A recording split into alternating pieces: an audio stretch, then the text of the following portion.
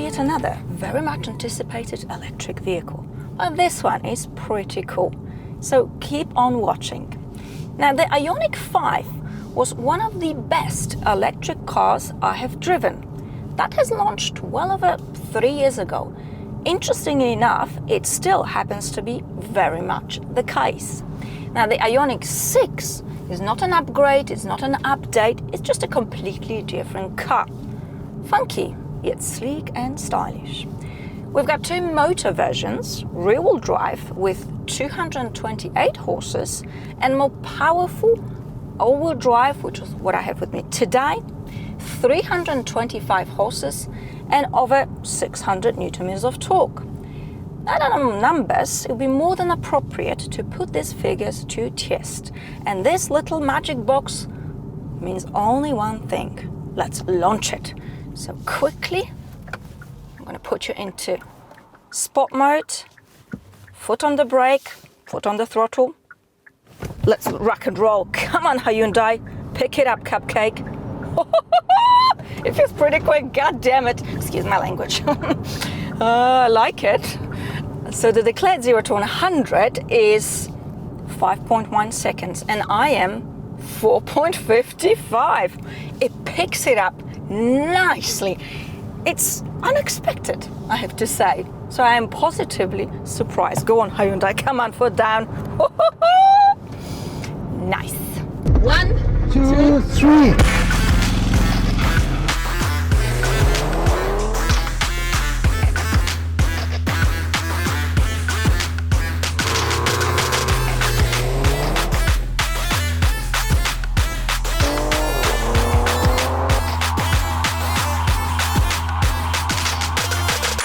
Well, these acrobatics probably don't help my range very much, but hey, who cares?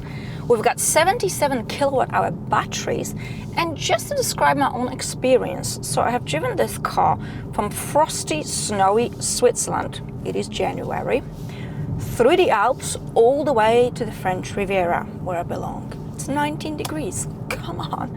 So motorway only, regular motorway speed, not manning the throttle pedal. I keep the heating at 21, 22 because I absolutely hate driving in winter coats. I'm getting 400 kilometers of a range, just below 400. So that's 250 miles, which means in the city you will get well over 500. City combined with motorway, about 450, just depending how you drive. Now this is very, very good.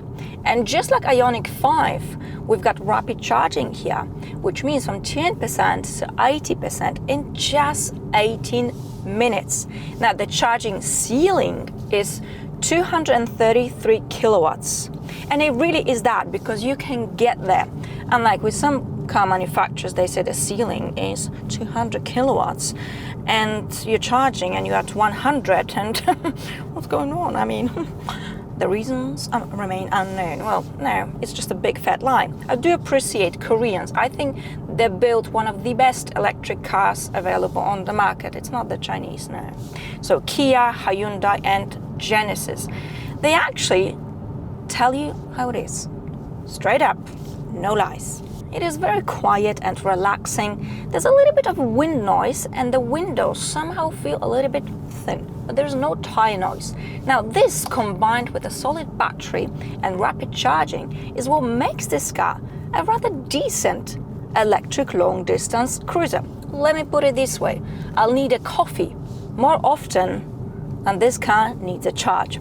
Now over bumps and imperfections, it's not as soft and silky as the IONIQ 5. Strangely enough, but it is still very comfy. The seats are lovely, they're snug, and overall it just feels very cozy.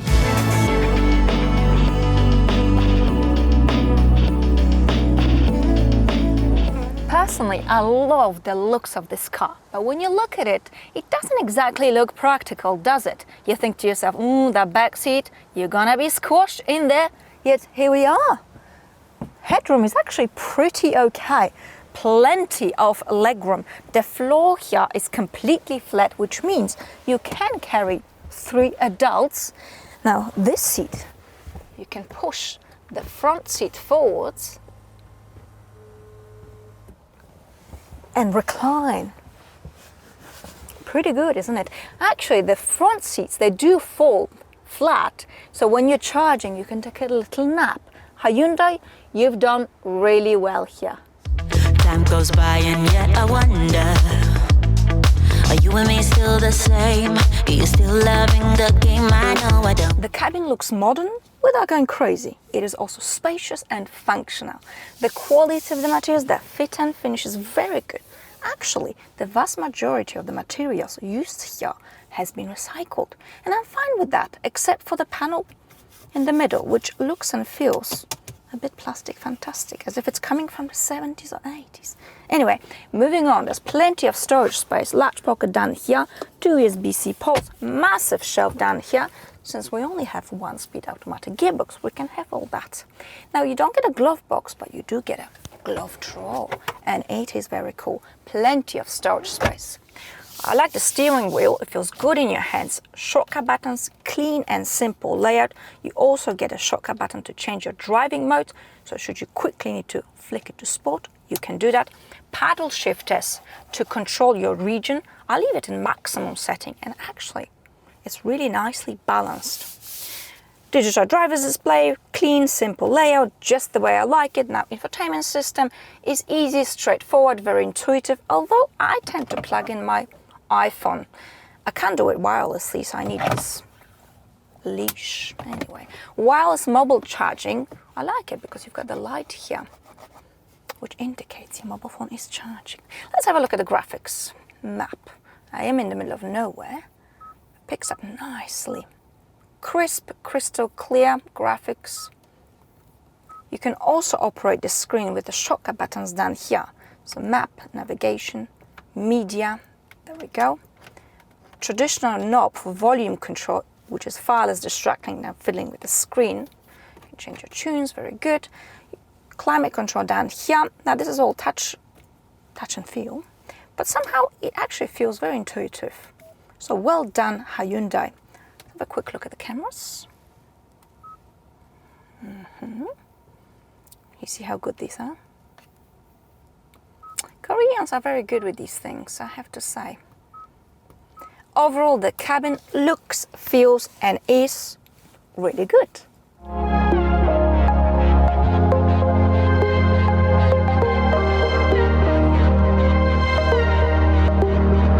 The steering is nice and light. We've got a pretty good turning circle, which means it's easy to maneuver this car in and out of car parks. Plus, we've got brilliant cameras, although the placement of these cameras is rather questionable because they get so dirty so quickly. So off you go with the cloth.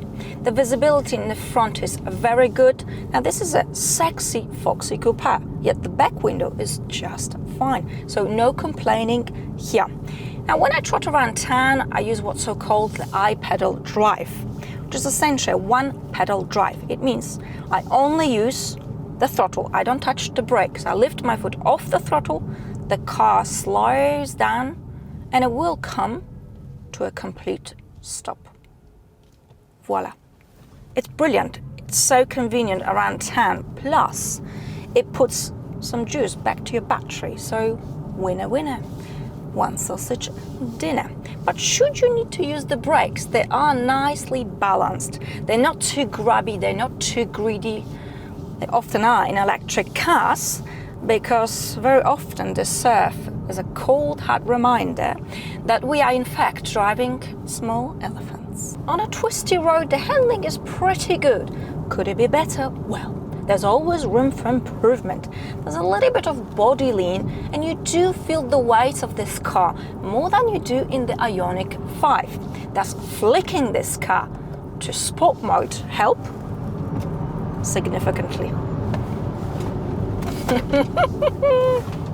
Can't take my eyes off, can't take my eyes off, can't take my eyes off, can't take my eyes off. Chilled yet very refined to drive. This or the IONIQ 5?